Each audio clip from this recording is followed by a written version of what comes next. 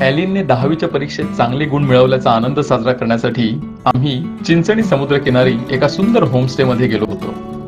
पश्चिम रेल्वेच्या डहाणूच्या दिशेने असलेल्या वानगाव स्थानकातून रिक्षाने अवघ्या 15 ते 20 मिनिटात या होमस्टेवर पोहोचता येतं. हे टुमदार होमस्टे समुद्र किनाऱ्यापासून अवघ्या 100-150 मीटरवर आहे. त्यामुळे येथे नेहमी आल्हाददायक वारा वाहत असतो. समोर फेरफटका मारण्यासाठी सुंदर नारळी बाग देखील आहे. नारळ देखील खूप छान आलेले आहेत. येथे अटॅच्ड बाथरूम असलेल्या स्वच्छ आणि प्रशस्त अशा 5 AC खोल्या आहेत. या होमस्टेची खासियत म्हणजे एका वेळेला ते फक्त एकाच ग्रुपची बुकिंग घेतात. त्यामुळे तुम्हाला पूर्ण प्रायव्हसी मिळते. खोल्या मोठ्या असल्यामुळे जमिनीवर गाद्या टाकल्यास एका वेळेला तब्बल 25 ते 30 माणसं येथे राहू शकतात. सकाळी 11 वाजता चेक इन केल्यावर तुम्हाला दुपारचं जेवण, संध्याकाळचा चहा व नाश्ता आणि रात्रीचं जेवण तुमच्या मागणीनुसार व्हेज किंवा नॉन व्हेज प्रकारात मिळतं. येथील जेवण अतिशय रुचकर आहे. जवळच्या मासळी बाजारातून मासे आणून दिल्यास काही दर आकारून तुम्हाला ते शिजवून देखील मिळतील. होमस्टेच्या प्रशस्त गच्चीवर कॅरम, पत्ते किंवा इतर बरेच खेळ तुम्ही खेळू शकता आणि संध्याकाळी येथील सुंदर समुद्रावर धमाल करायला जाऊ शकता, जिकडे मुलांसाठी बरेच खेळ उपलब्ध आहेत. इकडेच चौपाटीवरील चमचमीत पदार्थांवर ताव देखील मारू शकता. शिवाय निसर्गप्रेमींना येथील एका अनोख्या झाडाचं बन देखील विशेष आनंद देऊन जाईल. कुटुंबाच्या गेट टुगेदर साठी, महिलांच्या किंवा पुरुषांच्या ग्रुपसाठी, ऑफिसच्या आउटिंगसाठी, कोणत्याही छोट्या मोठ्या ग्रुपसाठी किंवा एखादा प्रसंग साजरा करण्यासाठी हे होमस्टे अत्यंत सोयीस्कर आहे. तर मुंबईपासून अवघ्या 1.5 ते 2 तासांच्या अंतरावर असलेल्या बीच अँड ब्लेस या सुंदर होमस्टेचा अनुभव घेण्यासाठी खालील क्रमांकावर जरूर संपर्क साधा. सुनील, कुठे फिरतोयस तू? अरे कुठे नाही. नमस्कार मंडळी, मी सुनील डिमेलो वसई. मंडळी, कुठेही आलेलो नाहीये. निसर्गाच्या सानिध्यामध्ये शांततेचा, निवांत वातावरणाचा आस्वाद घेतोय, आनंद घेतोय. इकडे एका होमस्टेमध्ये राहण्यासाठी, अनुभवण्यासाठी आम्ही आलेलो आहोत. तो होमस्टे आमच्या समोर आहे, इकडे आहे. तर इकडे अनिशा, आता फक्त मी इकडे उभा आहे. छान हवा येते, वारा येतं आणि ही नारळाची झाडं आहेत. त्याच्या पलीकडे तुम्हाला सुरूची झाडं दिसत आहेत आणि अजून एक सुंदर झाड आहे जे आम्ही तुम्हाला संध्याकाळी दाखवणार आहोत. ते तुम्ही कदाचित बघितलं नसेल, पण त्याचं नाव नक्की ऐकलं असेल. ठीक आहे, तर हा व्हिडिओ संध्याकाळपर्यंत म्हणजे शेवटपर्यंत पहा बरं का. आता आपण जाऊया आणि तुम्हाला हे होमस्टे कसं आहे ते दाखवतो. या.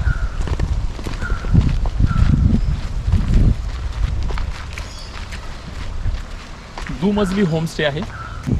आज शिरताबरोबर तुम्हाला इकडे एक रिसेप्शन एरिया दिसेल, जिकडे आपले सहकारी बसलेले आहेत. तुम्हाला रूम मध्ये आल्यानंतर काही गरज असेल तर त्यांना तुम्ही कॉन्टॅक्ट करू शकता. या.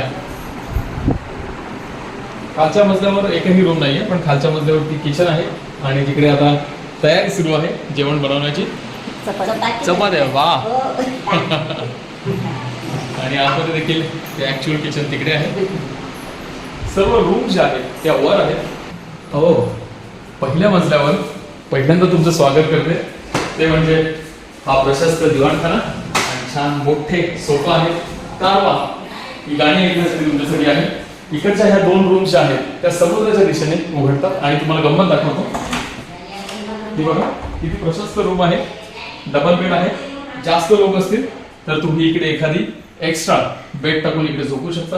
AC रूम्स आहेत बरं का. ही गॅलरी, ही वारा बघ आणि कसा. ही गॅलरी आहे, ती समुद्राच्या दिशेने ओपन होते. ह्या रूम मध्ये काहीतरी विशिष्ट आहे, खास आहे. बघायचंय? येस. येस. आहा, हॅलो. ह्या रूम मध्ये खास आहे म्हणजे ॲलिन आणि रायझल कब्जा केलेला आहे त्यांनी. कब्जा केलेला आहे. तुम्हाला माहिती आहे का आम्ही आज इकडे का आलेलो आहोत? आम्ही आलेलो आहोत ॲलिनने 10वीच्या परीक्षेमध्ये जे घवघवीत यश मिळवलेलं आहे ते साजरं करण्यासाठी. ॲलिनला तब्बल 93.40% गुण मिळालेले आहेत 10वीच्या परीक्षेमध्ये.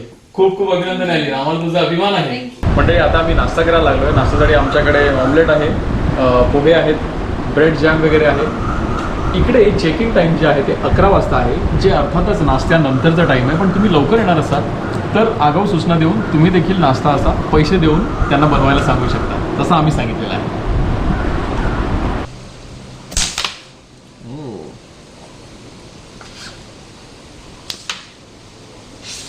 बऱ्याच वर्षांनंतर कॅरम खेळतोय.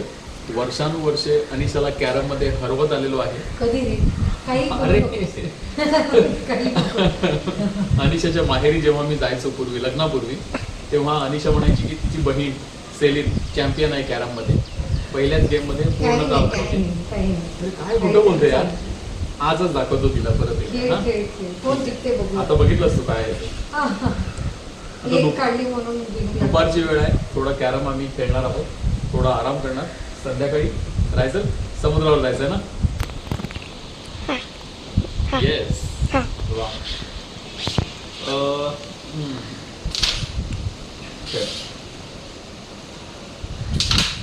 एवढं फास्ट मारशील तर कसं होणार तुझं. मंडळी, आता दुपारच्या जेवणासाठी आम्ही आलेलो आहोत. सपाटून भूक लागलेली आहे मला आणि रायझलला आणि सगळ्यांनाच. काय काय आहे बघूया. वा, काकडी अशी असली ना एक खाल्ल्याशिवाय मला राहत नाही. त्यानंतर अनिशा, हो ढोकळा आहे, छोटे छोटे मिनी ढोकळा. वा. त्यानंतर मला वाटतं चिकन आहे. ओके, चिकन रस्सा आहे. चिकन रस्सा. ओके, हे आपण मासळी दिलेली ती ओके, आहे. आपण सकाळी आणली होती ती. अच्छा मंडळी, सांगायचं राहून गेलं, मासळी इकडे मिळते, जवळच मासळी बाजार आहे. तुम्ही मासळी आणली आणि त्यांना शिजवायला दिली तर ते तुम्हाला शिजवून देतात. अन्यथा इकडे तुम्हाला व्हेज आणि नॉनव्हेज असे 2 प्रकार उपलब्ध आहेत. म्हणजे चिकन मिळतं तुम्हाला, चिकन रस्सा असतो आणि इतर एक भाजी डाळ वगैरे जे आपलं नेहमीच असतं ते असतं. समजा व्हेज हवं असेल तर व्हेजमध्ये 2 भाज्या तुम्हाला मिळतात, डाळ असते आणि आपलं नेहमीचं म्हणजे भात भाकरी वगैरे सर्व ते असतं. तर हे आम्ही सकाळी पापलेट आम्हाला छोटे मिळाले, ते आम्ही आणले आणि छान त्यांनी भाजलेत खरपूस. हे चिकन आहे अनिशा आणि ते पनीर होतं मला वाटतं. पनीर आहे. हा, हे चिकन आहे. हा, ही चपाती आहे. ओके, तुम्हाला भाकऱ्या हव्या असतील तर भाकऱ्या देखील मिळतील, पण आम्ही चपात्या सांगितल्या कारण रायझलला वगैरे ते चावायला तिला जरा दात तिचे आता हलत आहेत त्यामुळे. वा, शुभ्र, किती छान वाटतंय ना. भात आहे, त्यानंतर डाळ आहे इकडे, आणि ही रायझलची आवड. हे रायझलचे आवडते मिनी, काय म्हणतात त्याला, गुलाबजाम. गुलाबजाम. रायझलचं खरं फेवरेट आहे काय आहे, पापड. रायझल एका वेळेला 5-5, 6-6 पापड खाते. लुसलुशीत अशा छोट्या छोट्या ह्या चपात्या आहेत. चिकन बघतो. चिकनचा मसाला बाकी आली. वा, हे कोण आला इकडे. रायझलला वरचा मसाला खूप आवडतो. पापलेट फ्रेश होते, त्याला यांनी तवा फ्राय करून छान न्याय दिलेला आहे. मसाला आम्ही वापरतो त्यापेक्षा थोडासा वेगळा आहे पण चविष्ट आहे. तुम्ही इथे बसलाय, मी कधीपासून रूम मध्ये शोधते तुम्हाला. आहेत कुठे हे लोक. आम्ही म्हटलं थोडं वाचन करूया. जेवण झालं याचं आडवं तर होता येत नाही. अनस्टॉपेबल आज वॉल्यूम 2 तुला म्हणताय. Power of your subconscious mind. हो, ते कुठून आणलंस. माझं आहे झेबुनिसा, औरंगजेबाची मुलगी, तिच्याबद्दलचं एक पुस्तक आहे. तर सध्या मी ह्युमन एव्होल्युशन कडून आता पुन्हा एकदा ऐतिहासिक पुस्तकांकडे वळालेलो आहे. ते मला अजून एक्साइट करतंय. आणि ही रूम तुम्हाला मजा देते ना. हा, म्हणजे ही रूम मध्ये जाय बरं का, म्हणजे इकडनं तुम्ही वर्क फ्रॉम होम सेटअप असू शकतो, तसाच हा सेटअप आहे. छान वाचण्यासाठी एकांत आहे, बाहेर निसर्ग, त्याचा आनंद घेत पुस्तकं. वा, ह्यापेक्षा काय पाहिजे आयुष्यात. मस्त. मंडळी, जेवण झाल्यानंतर कॅरम खेळून पुस्तकं वाचून थोडासा आराम केला, थोडा ह्या लोकांनी टीव्ही पाहिला आणि संध्याकाळी आता आम्ही जातोय बीचवर, समुद्रकिनारी. त्या अगोदर आम्ही चहा कॉफी पीत नाही, त्यामुळे आमच्यासाठी छान थंडगार निंबू सरबत रायझल आणि ॲलिन दोघेही त्याचा आस्वाद घेत आहेत. आणि हे चिंचणीचे प्रसिद्ध वडापाव आणि मिसळ माझा वीक पॉईंट आहे. आणि त्याचा देखील ॲलिनला तर मिसळ भरपूर आवडते. तर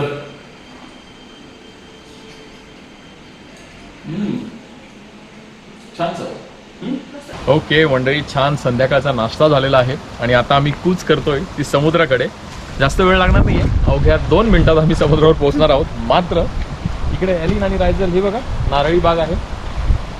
किती नारळ आहे बघा, छान उंच वाढलेले. आणि अनिशा, नारळ देखील खूप छान आलेले आहेत. म्हणजे काही ठिकाणी आपण बघतो नारळी बाग आहे मात्र ती ओस पडलेली आहे, नारळ माड जे आहेत ते खराब झालेले आहेत, साफसफाई नाही आहे, असं नाही आहे.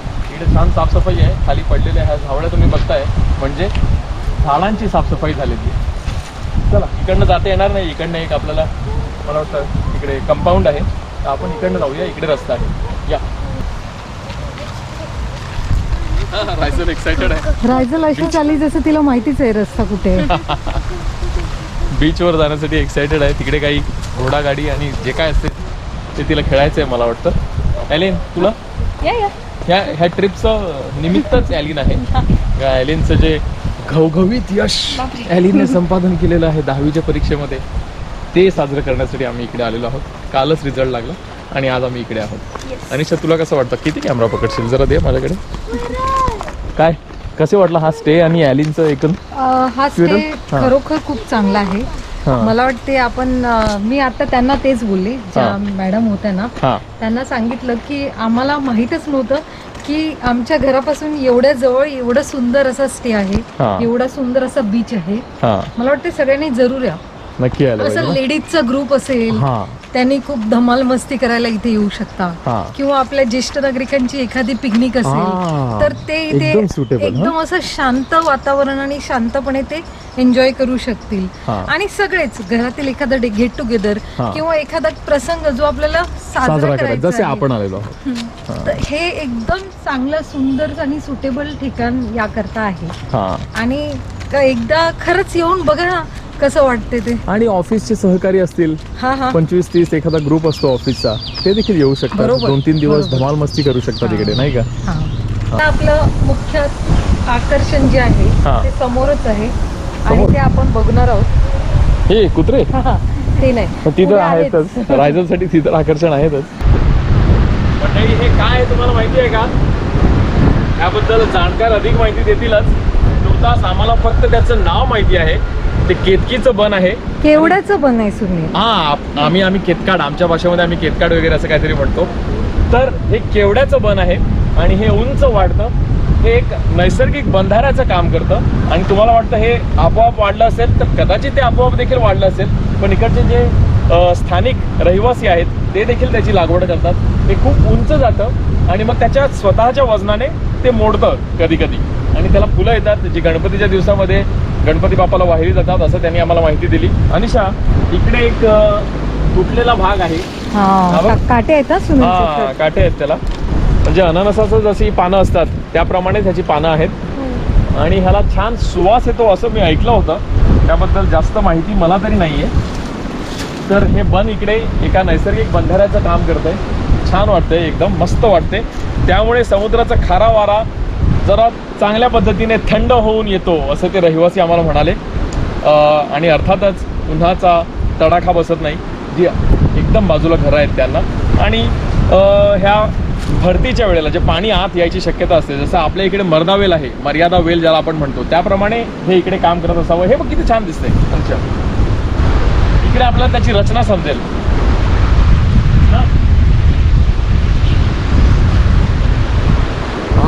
एकदम मोठं त्याचं असं हे खोड आहे. आणि हा त्यांनीच आधार दिलाय वाटतं. ते त्यापासून म्हणजे इकडचे जे रहिवासी आहेत त्यांनी हा आधार दिलेला आहे की काय? नाही, हा आधार नाही दिलेला आहे. ही तसंच त्याची मुळं आहेत, ती मुळं आहेत. आणि ती त्याला टेकू देत आहेत. तिकडे अजून चांगल्या पद्धतीने दिसेल. बघायचंय का? हे बघ, इकडे व्यवस्थित समजेल आपल्याला याची रचना. हे बघ किती जुनं आहे आतमधलं जे आहे ते. बापरे. आणि हे पण बघ, हे कांदळवनाचा प्रकार असेल काय असेल हे? आणि आपल्याला माडाचं जसं लाकूड असतं ना तशा पद्धतीचं कडक आहे एकदम. असं आपल्याला वाटेल की एकदम पडून जाईल की काय, तसं नाही आहे ते. आणि ह्या काठ्या ज्या आहेत त्याच्या मुळाप्रमाणे आत शिरल्या आहेत मला वाटतं, आणि तेच त्याला आधार देत आहेत. कांदळवनाचा कधीच बघितली नव्हती. कांदळवनही अशीच असतात ना सुनील? पण हे प्रचंड वाढलेलं आहे खूपच. वा, चला आता बाहेर जाऊया. बाहेर काय धमाल आहे ती बघूया. काय राईड्स वगैरे असतील तर बघूया. रायझल तर खूप उत्सुक आहे. या,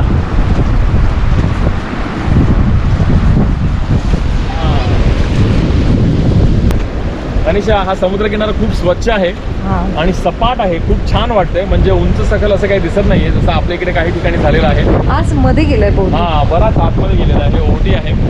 आणि हा जो सपाट आम्ही जिकडे चालतोय हे कशामुळे झालंय तर इकडे 4 चाकी आणि दुचाकी सर्रास समुद्रकिनारी येत आहेत. त्या गाड्या बहुतेक रुतत नाही तिकडे, त्यामुळे ते बिनधास्तपणे ह्या गाड्या चालवतात आणि खूप सुसाट वेगाने देखील जातात.